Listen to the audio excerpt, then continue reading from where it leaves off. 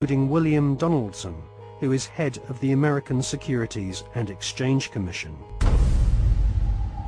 Upon initiation into the Skull and Bones, candidates are told that they must forever deny their membership.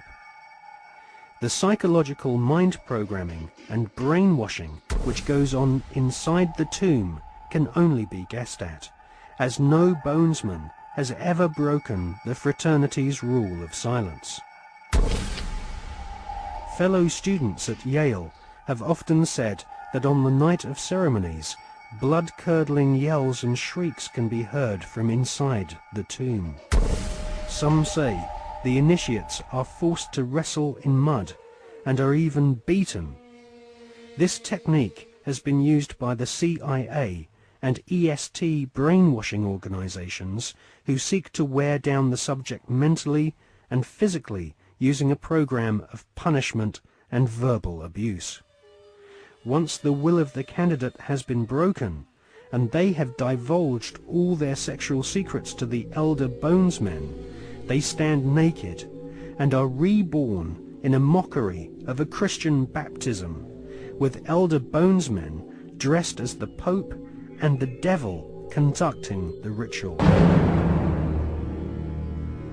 Ron Rosenbaum is a journalist who writes for the New York Observer.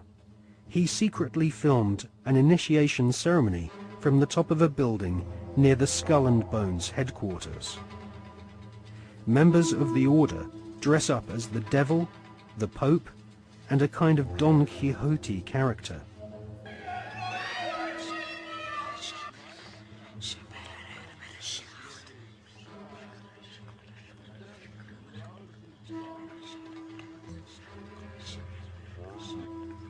The Pope wears a white monogrammed slipper which rests upon a stone skull.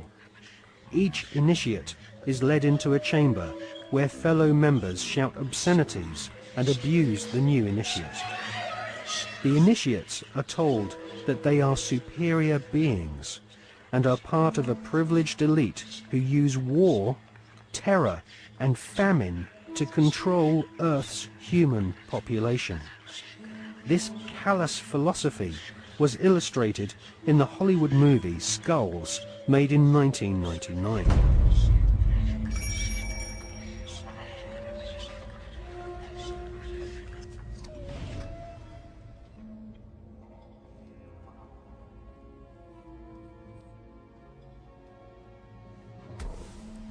Over the years, there have been several break-ins at the tomb, which is the headquarters of the Skull and Bones at Yale University.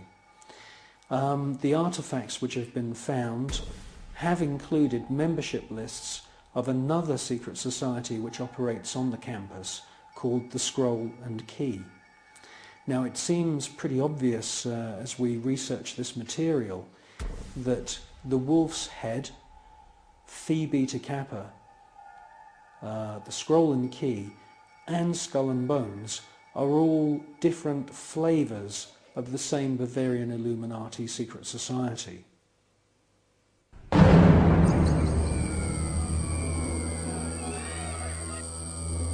One by one, each new member is thrust to his knees and bows before the devil. A naked woman is ceremoniously assaulted with a dagger. The devil lays each initiate into a coffin, and a ribbon is tied to their genitalia. Everyone is encouraged to divulge their entire sexual life history whilst masturbating. With all their innermost secrets known to the other bonesmen, the new initiates are threatened with blackmail if they ever reveal the secrets of this Masonic order. At this point, they are dressed in long robes and rechristened with their occult names. The Don Quixote character taps each member on the shoulder with a silver sword and proclaims, "By our order, I dub thee Knight of Eulogia."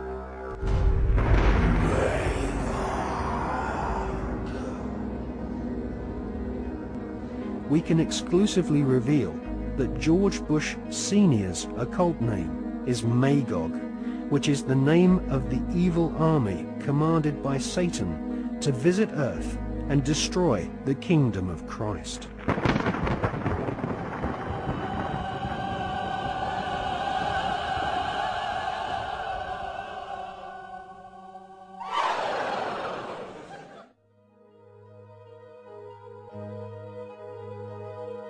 The American Ivy League colleges each have their own branches of the Skull and Bones Brotherhood of Death, indoctrinating the children of America's elite families who go on to become the captains of industry, banking, law, military, and the media.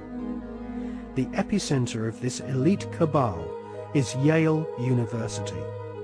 The last 3 presidents attended Yale, as did the terrorist expert Paul Bremer III, who governs Iraq for the Bush-Cheney Skull and Bones elite.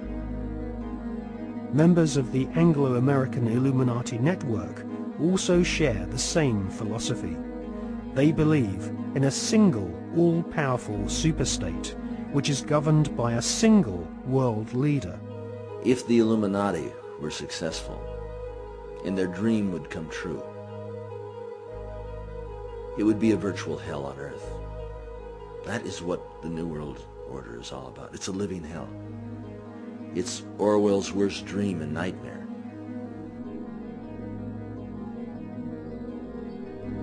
Well, to understand the philosophy of the Skull and Bones Society, you have to understand the philosophy of 18th and 19th century Germany with people such as Hegel. Now, the dialectic system, the dialectical political system, was not devised by Karl Marx. It was actually developed by Hegel, Fichte, and also contributed to by Kant. These German philosophers believed that you could create change in society by conflict. And this could be, for example, political conflict, the conflict between left and right. From this conflict, a new political system would come about, and this would be a synthesis of the two views. Now, that sounds pretty innocent, but in actual fact, the dialectical system is used in military combat as well. And Hegel's plan, which is being actually carried out right now, is to create conflict, to create wars. And through the creation of wars, several things happen. First of all, the companies which manufacture the missiles, the guns, the bullets, the uniforms, and all of the paraphernalia to do with warfare all make huge profits. Secondly, there is a culling of the male population. Since the 1950s, we've had several reports from think tanks that feed information into the European Union, the British government, also the American government, which are recommending depopulation. And there is several plans which we believe have been put in motion right now. And obviously war is one way of depopulating the planet. Now, in addition to creating false conflict and engineered wars, the Hegelian philosophical system, which is being followed by the Skull and Bones Society at Yale and also the group at All Souls College at Oxford University, the Hegelian system also requires complete and utter obedience from everyone in society. The idea of freedom, freedom of thought, freedom of the individual to choose what they want to do with their lives doesn't come into play at all under this German Hegelian system. In actual fact, Hegel says that the individual should be 100% obedient to the state, and the state should take on the image of God. Now, in the Hegelian system, the state is all-powerful, so we should ask ourselves, what is the state? Well, the state is the elite. The state is the royal, aristocratic hierarchy who are able to maneuver and live their lives in any way that they choose because they are super wealthy.